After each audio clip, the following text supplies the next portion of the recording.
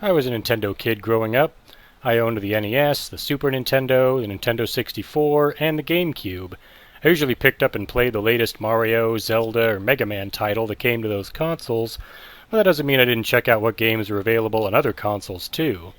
One of my favorite franchises was created by Capcom and was first seen on the original PlayStation. My first encounter with this series was a horror-themed game called Resident Evil, known as Biohazard in Japan. Later on, I was able to buy Resident Evil 2 for my Nintendo 64 and a remake of the first game on the GameCube. I also played Resident Evil 3 Nemesis when it came out on the PS1, Code Veronica when it was released on the Sega Dreamcast, and Resident Evil 0 and Resident Evil 4 on my GameCube.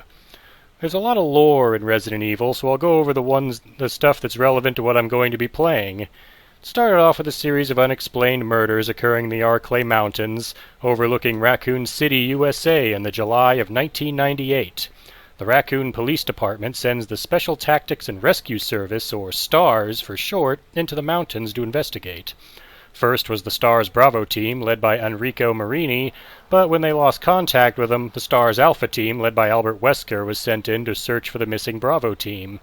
Playing as either Chris Redfield or Jill Valentine of the STARS Alpha team, you explore a mansion hidden in the Arklay Mountains that for some reason is crawling with zombies. Other monsters exist too, such as zombie dogs called Cerberus, big lizard-like creatures with claws called Hunters, giant spiders, and more. You do eventually discover there is a laboratory hidden within the mansion where scientists with Umbrella Pharmaceuticals have been secretly creating a bioweapon known as the T-virus. The mansion and the lab are destroyed by the end, but 2 months later the T-virus spreads from the Arklay Mountains into Raccoon City itself, turning the whole populace into zombies. Resident Evil 2 and 3 are all about escaping from Raccoon City during the T-virus outbreak. The plot in these games is, however, vastly different from another game about zombies. In Left 4 Dead, a viral outbreak known as the Green Flu has infected people and turned them into violent, zombie-like people known as the Infected. The government forms the Civil Emergency and Defense Agency, or CEDA for short, to find a way to quarantine the infected, but the virus proves too much for them due to its ability to mutate daily. The people infected with the virus also start to mutate as well, becoming much more dangerous monsters.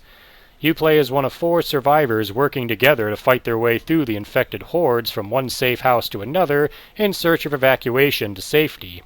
The survivors are immune to the green flu, but are also revealed to be asymptomatic, meaning that even though they're immune to the effects of the virus, they can still infect others with it, so nowhere is truly safe for long. So which game am I going to be playing? I'm going to be playing Left 4 Dead 2, but with the use of mods, I'm going to be running custom campaigns made by a Steam user named Roku, based on the first 3 Resident Evil games on PlayStation.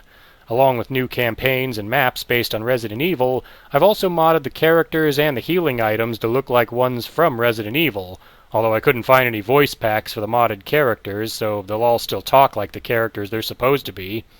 Hopefully everyone will enjoy this series. If you have any suggestions for other mods that would improve the Resident Evil mod for Left 4 Dead 2, leave a comment and I'll check them out. Thanks for watching, and I hope to see you when I begin Left 4 Dead 2 Resident Evil.